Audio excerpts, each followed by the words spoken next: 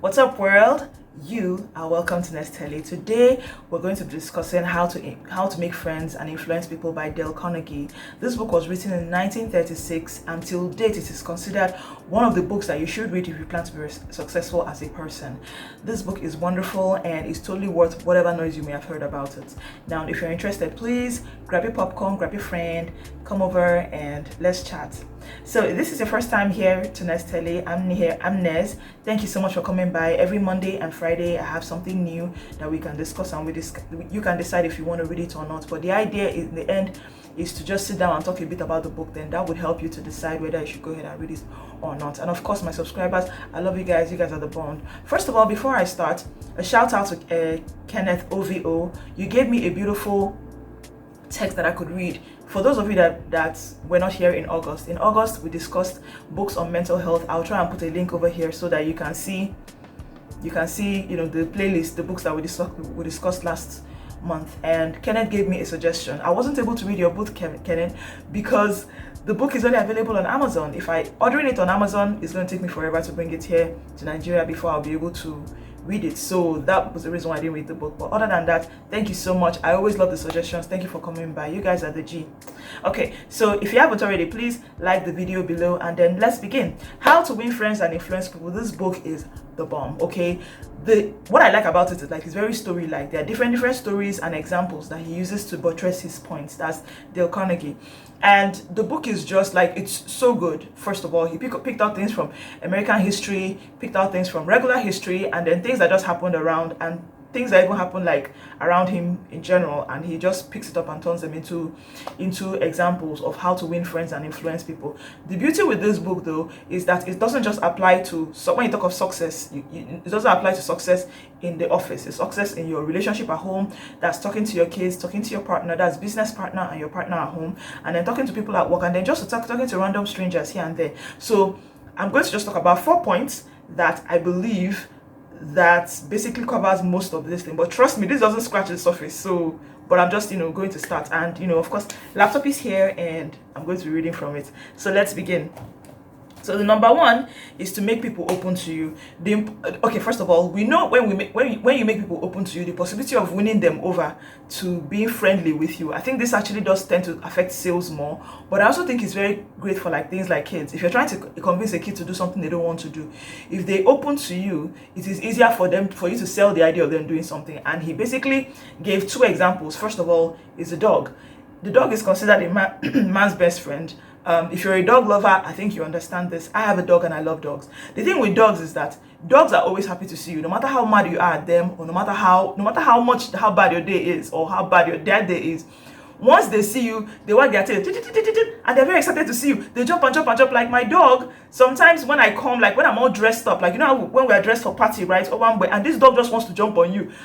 It drives me crazy. But he doesn't care. He's happy. So he's like, I'm stopping, stop it. The dog will jump on you, and all that. But that's what dogs are. So imagine being a dog to people. I put the dog on in air quote now. When you see them, you're excited. Hi, it's nice to see you. Hi. Somebody that is just maybe somebody in the store, somebody that's like a clerk, the person that stays behind the cashier, hi, good afternoon, but you've been going to that shop for 5 million years, and one day just say, hi, how are you? You know, so that the guy will treat you differently, or the girl will treat you differently than if you just said hi, afternoon, and just acted whatever. So use the dog theory. Act like a dog when you want to people to open up to you. Hi, how are you? Not like if you're trying to do sales and you just go, hi, it's good to meet you. Okay, so I want to sell something. That's basically what it is. Too many examples. Okay, so number 2 was the looking at it from the other person's side. If you look at whatever it is you want to discuss, or whatever it is you're trying to sell to someone from the other person's side, it's easier for you to sell it to that person. At this point, he gave the example of a fish. He loves the fish, and he also likes, I think, strawberries or something like that. So he likes strawberries, and he said that strawberries, because he likes them, does not mean that he's going to put it in a hook and he'll throw his line into the river and expect the fish to eat it. If you want to catch a fish, you have to put either worm or whatever fish bait that you have. But there are some things specifically tailored to a fish. So the bait you throw in is not what you like. So when you're trying to talk to people about what you're trying to do or what they can achieve from whatever it is you're trying to sell or whatever you're trying to get them to do, you have to look at it from their side. What is in it for them? Like, okay, I'm going to give personal example. To me is making my daughter's hair. My daughter doesn't like making her hair like most kids. She will do the kicking and screaming, blah blah blah. But the thing is that if I sell her an idea, if I tell her, if you don't make your hair today, you're not going to be able to, like, she likes being in my videos, like, you're not going to be able to be in my video tomorrow when I do it. And she's like, okay, she stays still. I'm telling you, it works like a charm. Sell the idea to whoever it is you want to sell the idea to, based upon what they can gain from it, and that's a way to open up to you. So that's number one. Number two is make people to like you. I think making people to like you is like, be genuinely interested in people. Contrary to what you may believe, as exciting as your life could be, or our lives may be, other people believe that they have more exciting lives. Like, in everybody's life, they're like the James Bond, right? They're like the Wakanda, they're like the Indiana Jones, they're like the people. Do you understand? They're the actor in the movie, that is their life. So it's like, more importantly, you have to make them feel that way. If you make them feel that way, they like you. Do you understand? If you live in a particular place and you've been going to, let's say, a fuel station consistently for the past 2 years, and not one of them even recognizes you enough, like, they know you, but everybody just bones face. They recognize you and they're like, madam, how now? Oh, oga, how far? You know, that kind of thing. If they cannot do that with you, then clearly you don't want to be like. Now you have to decide if you really want to win friends and influence people to do all these things, by the way. So basically, he says, ask people questions. How are you? How was your day? So how was your weekend? Did you enjoy your weekend? How's it going? What's it like working here? Ask people questions and be genuine. Don't just ask and they start talking about your own life. If someone says, oh, my dear, this weekend this somehow, you know, say, me too, my weekend this one happened, and start sharing terror stories. Relax, pause on that, okay, and ask the person how they are doing, and let them genuinely listen. Then if possible, follow up 2 or 3 days after, or the next week when you come back, say, how far with that your mommy? You told me say your mommy go hospital. How in day? Do you understand? A lot of us are scared because we don't want to feel liable to somebody. Someone actually told me that, how can I ask people questions when I cannot help them? You don't have to help them. Sometimes just talking about this is enough to help. So yeah, that's number 2. Number 3 is let me see, which other one? Yes, how to make people agree with you. Making people to agree with you. I think that this one broke my head the most, right? First of all, he said when it comes to argument, he said that if you want people to agree with you, like agree with your own point of view about something, never argue. He said actually stop it, like avoid it, remove it from your syllables. If somebody says you're wrong, it's not time for you to say it's not true, I'm right. No. What you do is tell them, agree with them, tell them yes, you're correct, or just keep quiet. You get, if you want them to buy your point of view, you have to agree with them to an extent, then sell the idea of what you want and how you want it. Let me give an example. He talked about somebody getting fired. I think someone got fired in an office, and for money that got lost. This person did not steal the money, but somehow something happened, right? And money got lost. He did not steal the money, but he didn't know what to do. Now, he could have got to the boss and said, money got missing.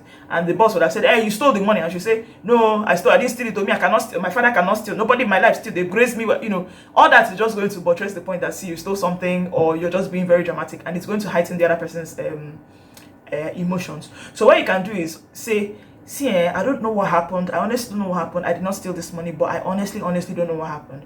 Right? But I understand that you're very upset with me. I know you want to fire me right now. I know I'm the worst person that you could ever trust. And right now you think, do you understand? Make it sound like, see, I agree with you. Whatever punishment you want to give me now, I totally deserve it. What the person would likely now do, be like, it's not that you're playing on their godlike factor, because then I feel like, it's not that bad now. I'm sure it wasn't your fault. Check all the books well, be sure. Look at, you know. So that's how you start buying some kind of empathy from the person. And the person not only will employ you back, the person might even give you more things to do, because they believe that you're responsible enough to be aware of what you did. I'm not telling you to go around and be still, you know. Me, I'm just saying that this is the way to go about it if you make a mistake. So that's the way to win people to your side. So the same thing, if somebody is saying something like, I know there are a lot of fights with tribes and religion and classes here in Nigeria. Sometimes when someone says some things, like it happens a lot naturally on social media, when you see people say something like how men are this, yeah, that's happening a lot with gender these days. Men are like this, women are like that. Honestly, understand, if as a woman, I'm learning to understand that men are coming from somewhere. I'm not saying that they are right. I'm not even saying they're wrong either. I'm just saying they are coming from somewhere. Something influenced that theory in their mind. So instead of saying instead of doing this clap back where I say you is a mistake that they gave birth to you, which is what I see a lot. They say your mom is safe. No make you insult the person's mom. Instead of doing that, why don't you something like, why would you say that? It's not possible that they let the person explain. It's okay, yeah, you have a point. Then say your own point. I'm telling you, that guy will listen. It sounds crazy. People are not crazy like that.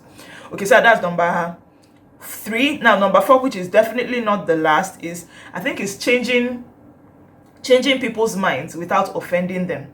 I think that actually goes kind of a lot what I'm doing now. But here's what I'll do in this case now. A lot of us believe the customer is right. If you're trying to win friends and influence people, you don't have to be that customer that is always right. You don't have to be that, because a lot of people say, hey, the customer is always right. Customer is king. I'm a service person. Do you understand? I make clothes, so I'm somebody that I suffer this all the time. People come at me, they make a style, change the style, and then say, basically throw a tantrum on the matter. And it's like, customer is king. That's not how you talk to a customer. And a lot of times I'm like, okay, I'm sorry. But what I just keep asking is that customer is king. Do you have to be the wicked king? It's an interesting take. Honestly, winning people over to your side without offending them, you have to stop making it look like you are right and they are wrong. It's pretty much the same as what I said before. But what you're trying to do this time is that to make them to see things from other views other than them. Do you understand? You as a person, if you're trying to win friends and you're trying to influence people, you have to prepare to be stepped on for a bit, especially when it comes to some particular relationships. Some people say, especially with their children or with their partners, they say, they didn't do it to me when I was small. They cannot come and do it to me now. I think there's a balance to what you can take or not take. But if you're not willing to take any type of this thing, then prepare that you're not going to win friends and you're not going to influence people. Just prepare for that. So thank you so much for watching. This book is the bomb. Okay, first of all, September is going to be lit, right? Because it's going to be a year this month that I started this YouTube channel, where we started this community, and we've been here growing and getting bigger. I cannot wait to celebrate that with you guys. Thank you so much for watching. If you haven't already, please subscribe below, like the channel, like the video, like the video with the thumbs up. There's a thumbs up there.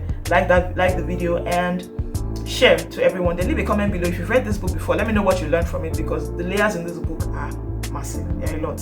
So let me know what you think. And of course, I have other social media platforms. In case you don't know, I'm on Facebook, I'm on TikTok, and I'm on Instagram. Thank you so much for watching.